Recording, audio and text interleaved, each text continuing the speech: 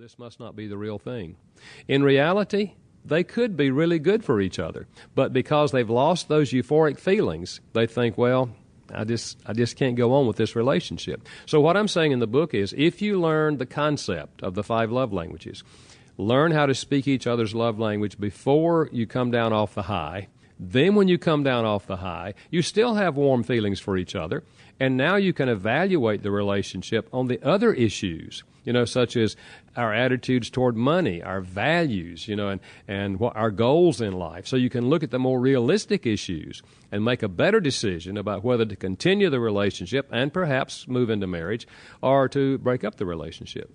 Well, this is an eHarmony generation where there's lots of psychological profiling and matching being made in that way. I can see how the 5 love languages for singles can be a great way to talk about compatibility issues and to find someone who complements your love language, understands your love language, and you understand theirs.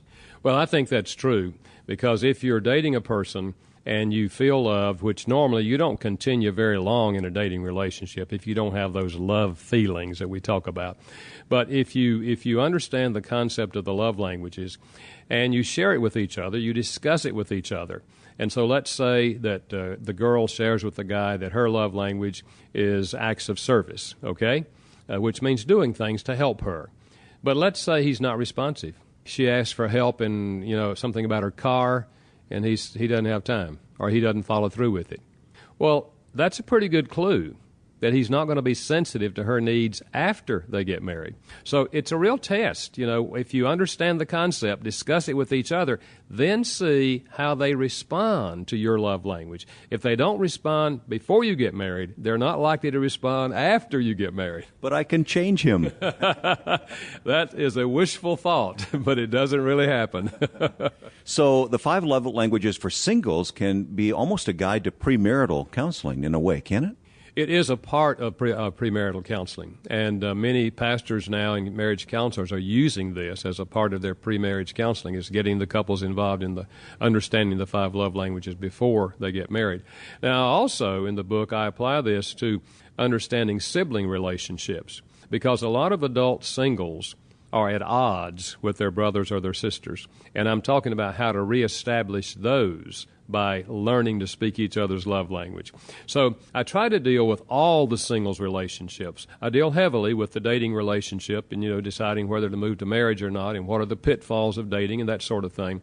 But it really applies in every relationship that the single has. Regardless of age? Regardless of age and regardless of the status of singles. There's several kinds of singles. There are the never married singles, which tend to be the younger singles. There's the separated singles. There's the divorced singles. There's the single parents.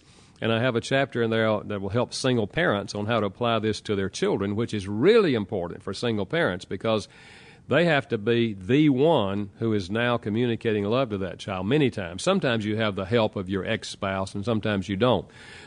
So I'm covering all categories of singles in this book, college age and up.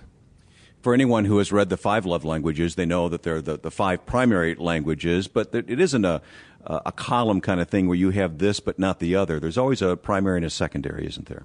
Yes, for most people, there's a primary love language, which is the one whereby they feel most loved. It's very similar to spoken language. Everybody grows up speaking a language with a dialect. I grew up speaking English Southern style, okay?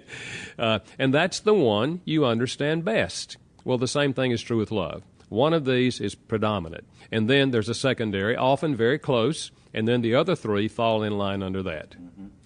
Now, in the case of many singles, they have, in the case of younger singles, they may have a mom or dad who's kind of pushing them out there in life a little bit. Is this book for the single, or could this book be used by mom and dad to help understand and help guide that young single? Well, this book is specifically written to the single, to the young single, or the older single, college age and up. Really not specifically written for the parents, but I think if a parent read the book, it would help them understand their relationship with their single adult. That is, if the parent realizes that the relationship between their adult child is strained, this book would probably help them understand why it is strained. Let's back up a little bit and talk about singles in this culture. You talked about the categories of singles, and of course they're all ages, all shapes and sizes, all circumstances.